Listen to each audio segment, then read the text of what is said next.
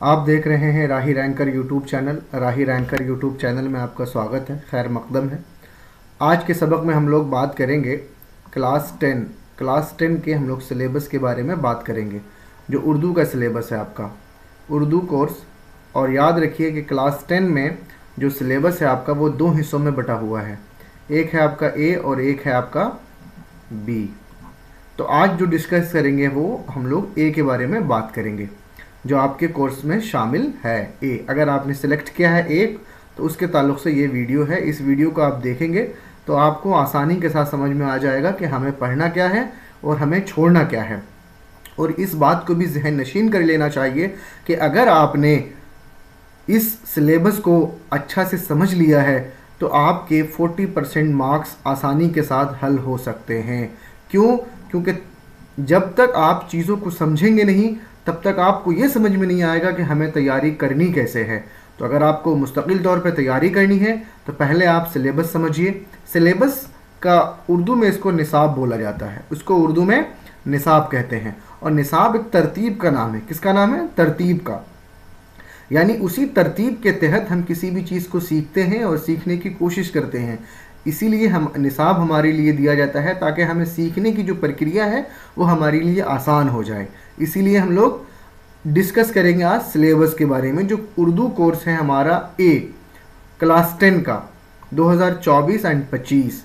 याद रखिए, इस 2024 के लिए और 25 के लिए आपको क्या पढ़ना है और क्या छोड़ना है, उसके लिए ये वीडियो है। अगर आपने पूरा वीडियो देख लिया तो आपके लिए बहुत ही आसान हो जाएगा। बोर्ड में आपके लगभग 25% मार्क्स आप एक्वायर कर सकते हैं इस वीडियो को देखने के बाद। तो वीडियो को शुरू करते हैं। आपका कुल नंबर यानी जो टोटल नंबर होगा वो आपका होगा 80, यानी 80 नंबर होंगे। 80 नंबर आपको 80 नंबर का आपका एग्ज़ाम होगा और 20 नंबर आपको इंस्टीट्यूट या स्कूल के द्वारा आपको मिलेगा। टोटल हो जाएंगे आपके 100। वक्त आपको मिलेगा 3 घंटे का। वक्त कितना मिलेगा? 3 घंटे का।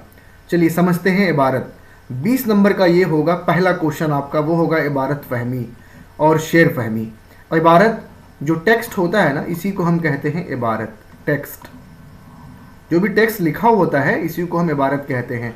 फहम का माना होता है समझना, और शेर नज़म को, मतलब शेर कोई भी जो तुक में हो, जो वज़न पर हो, उसी को हम शेर कहते हैं। तो आपका सबसे पहला जो 20 नंबर का होगा वो होगा इबारत फहमी और शेर फहमी। उसको हम कहते हैं रीडिंग एंड कॉम्प्रीहेंशन।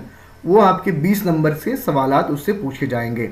अब समझते हैं इसके नीचे दो गैर दरसी इख्तिसाबात यानी अनसीन पैसेजेस। गैर दरसी यानी वो पैसेज जो आप नहीं देखे हों, उस वक्त आप देखेंगे और उसी को देख करके उसके नीचे सवालात दिए जाएंगे और उसी के तहत आपको जवाबात भी देने हैं। एक नसरी होगा और एक शेरी होगा। अब यहाँ पे गौर करने की बात यह है कि कोई भी लिटरेचर दो हिस्सों में बटा रहता है। एक होता है प्रोज और एक होता है पोइट्री। Prose and poetry. तो प्रोज को हम कहते हैं नसर और पोइट्री को हम कहते हैं नज़म, यानी शेरी हिस्सा। नज़म का जो माना है वो दो तरीके से इस्तेमाल होता है उर्दू अदब में। एक नज़म जिसमें गज़ल भी आ जाएगा, मरसिया भी आ जाएगा, दोहा भी आ जाएगा, क़ता भी आ जाएगा, नात, हमद वगैरह।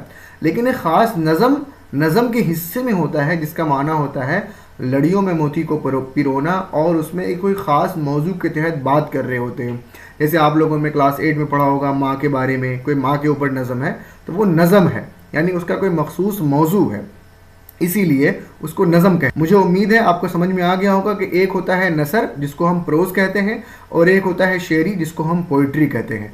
वो आपको दिए जाएंगे। दोनों इख्तिसाबात 5-5 नंबर के होंगे। दोनों इख्तिसाबात कितने होंगे? 5-5 नंबर के। नसरी इख्तिसाबात आपके जो होंगे यानी अनसीन पैसेज जो होगा वो 100 से 150 अल्फाज पर मुश्तमिल होगा। और शेरी इख्तिसाब में 2 बंद 5 अशार दिए जाएंगे। 2 बंद दिए जाएंगे या 5 अशार दिए जाएंगे। हर इख्तिसाबात में इबारत फहमी और शेर फहमी से मुताल्लिक एक जवाब वाला एक सवाल, एक जुमला पर मुश्तमिल जवाब वाले 2 सवाल और मुतबादिल जवाब वाले 2 सवाल दिए जाएंगे। यानी कि जो अनसीन पैसेज होगा वो आपको 100 से 150 अल्फाज पर मुश्तमिल होगा। उसी के नीचे उसको पढ़ने के बाद नीचे दिए गए सवालात होंगे, उसी के मुताबिक उसमें आपको जवाब तलाश करके उसके नीचे आपको जवाब लिखना है। ये आपको पैसेज नसरी इक़्तिसाबात में। और शेर को समझ करके शेर के मतलब, शेर के मानी, शेर के अल्फाज के मानी, शेर में इस्तिआरा, तशबीह, किनाया वगैरह को भी गौर करके आपको बताना होगा कि यहाँ पे सवाल जो है वो किस ताल्लुक़ से पूछा जा रहा है।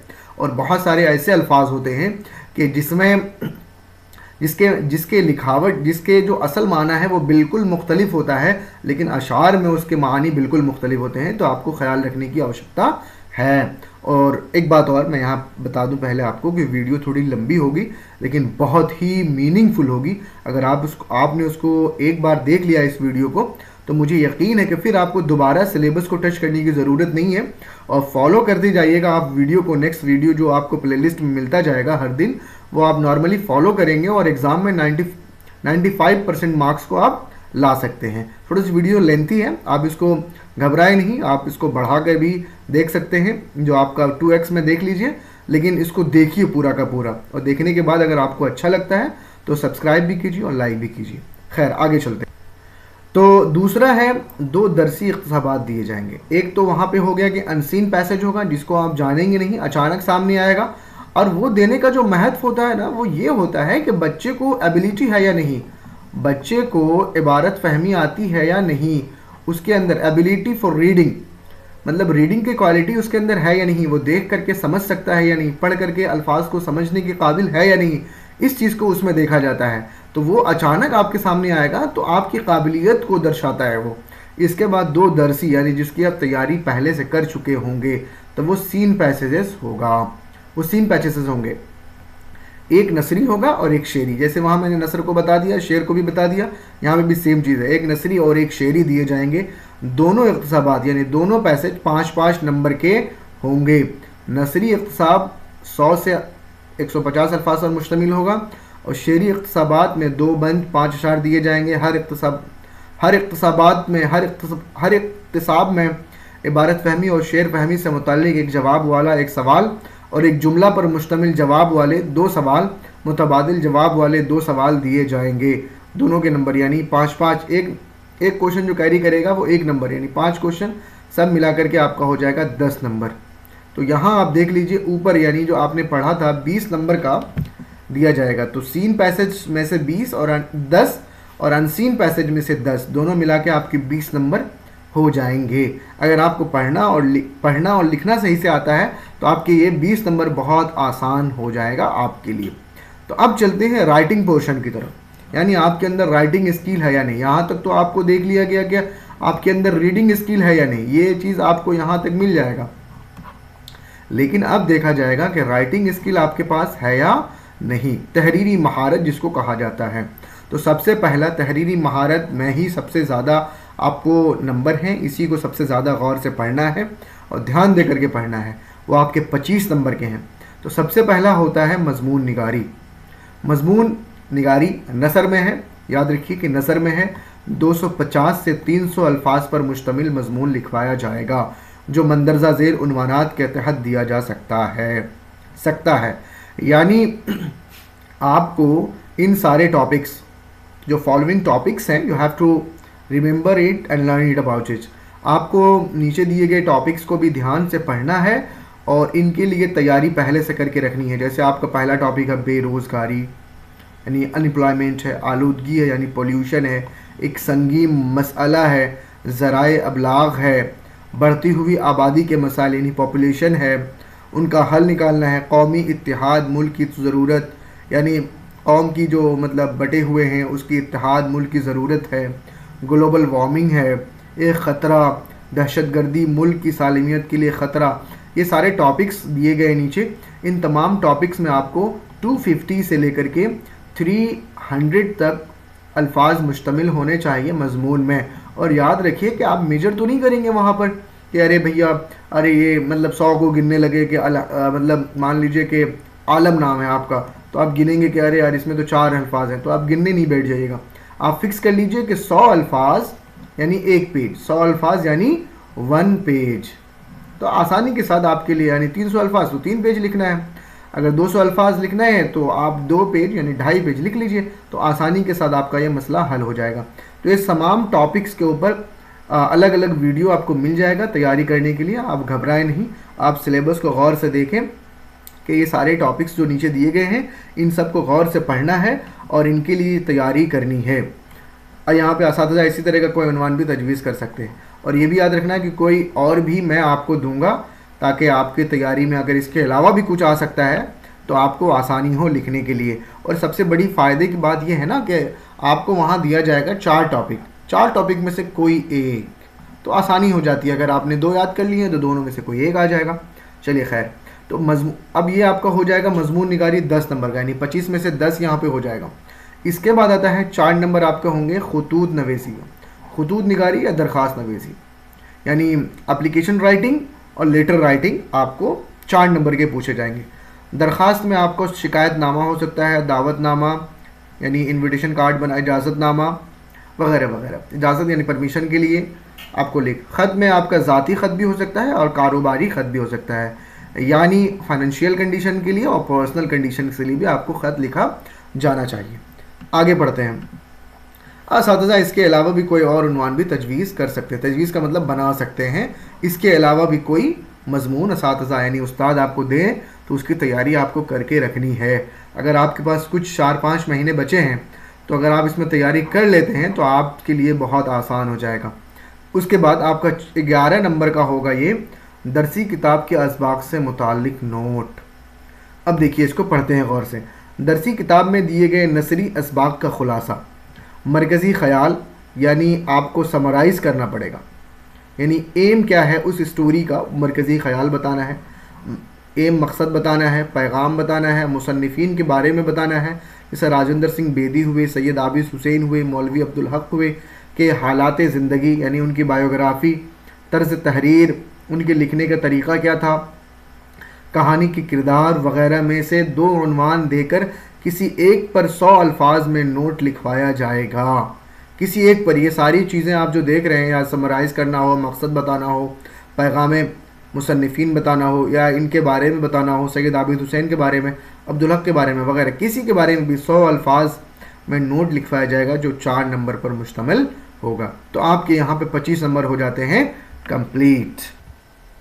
इसके बाद आपका मुआविन दरसी किताब के असबाक से मुताल्लिक नोट आपको लिखवाया जाएगा। जैसे आपकी किताब होगी एक नवाए उर्दू, नवाए उर्दू, और एक होगी गुलज़ारे उर्दू,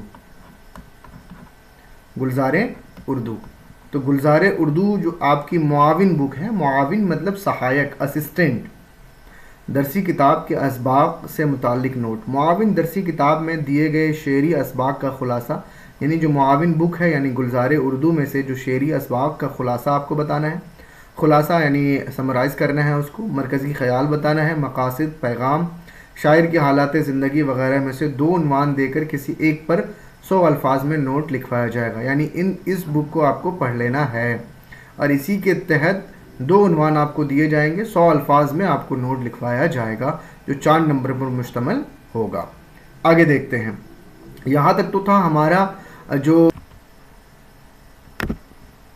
दास्तान में क्या फ़र्क है, समानें क्या होती है, और बायोग्राफ़ी और ऑटोबायोग्राफ़ी, खाका क्या होता है, गज़ल क्या है, इन सारी चीज़ों को अलग अलग करके मैं बता दूंगा ताकि आपको समझने में बहुत आसानी हो। 3 असनाफ देकर किसी एक पर भी नोट लिखवाया जाएगा। अगर आप इन सबको में से किसी एक को भी याद कर लेते हैं जो आपको मैं बताऊंगा तो आपके लिए बहुत ही आसान हो जाएगा। आगे चलते हैं। यहाँ तक आपका पूरा मुकम्मल हो जाता है 80 नंबर के सवालात। 80 नंबर जो होंगे आपके वो यहाँ तक आपका मुकम्मल हो जाता है कि आपको असनाफ के बारे में जानना है और शेरी हिस्सा क्या होंगे। आपको जो किताब पढ़े हैं उसमें से नसरी हिस्सा है, शेरी हिस्सा है, शेरी इस्तिलाहात है, रुमूज़ औक़ाफ़ है, मुहावरे वगैरह वगैरह, ये सारी चीज़ों को मैं आपको बता चुका हूँ। दोबारा बताने की मुझे नहीं लगता कि आवश्यकता है। अब ये जान लीजिए कि आपकी जो दरसी किताब है यानी गुलज़ारे उर्दू और नवाए उर्दू में क्या क्या शामिल है और क्या क्या डिलीटेड है, इसको आप ज़रूर जान लीजिए। पता चला कि आप तैयारी करके जा रहे हैं महाराज और वहाँ जाके पता चला कि क्वेश्चन आया ही नहीं, तो थोड़ा देख भी लीजिए नीचे, ठीक है। देखिए दरसी किताब में आपका हो जाएगा नवाए उर्दू में 10वीं जमात के लिए जो उर्दू की दरसी किताब है वो मंदरजा ज़ेल असबाक निसाब से खारिज है, यानी ये अब है ही नहीं। जैसे भीख आप पढ़ के चले जाएं, ये निसाब में शामिल नहीं है। चोरी और उसका कफ़ारा यानी जो आप बीती है, ये भी निसाब में शामिल नहीं है। चकबस्त लखनवी का जो मजमून है जिसको आल अहमद सुरूर ने लिखा है, ये भी निसाब में शामिल नहीं है। इश्तिहार ज़रूरत नहीं है कि मुसन्निफ़ है इब्ने इंशा, ये भी अब निसाब में शामिल नहीं है, यानी नवाज़े उर्दू से इसको खारिज कर दिया गया है। हकीकत हुस्न इकबाल की जो नज़म है ये भी निसाब से खारिज है। आंधी कैफ़ी आज़मी की जो नज़म है ये भी निसाब से खारिज है। रुबाई यानी फ़राख की जो रुबाई है ये भी निसाब से खारिज है। और गुलज़ार उर्दू का जो है जिसमें आपका सखी निसाब से, सखी जो है एक अफसाना है, वो भी निसाब से खारिज है।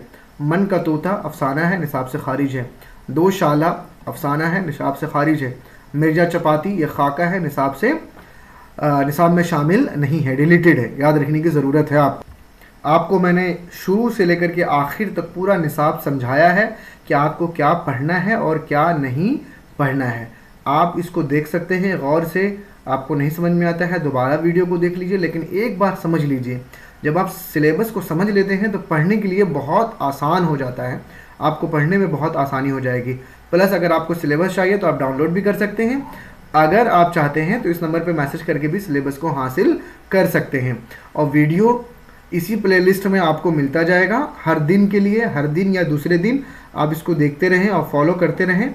और अब जब यहाँ तक आपने पढ़ा है तो मुझे यकीन है कि आपको पसंद आया होगा, तब यहाँ तक आए हैं। तो एक लाइक तो बनता है, एक लाइक दीजिए और सब्सक्राइब भी कर दीजिए, ताकि यही हमारे लिए एक मोटिवेशन है और हम इसी तरीके से नई नई वीडियो को लाते रहेंगे। मुझे यकीन है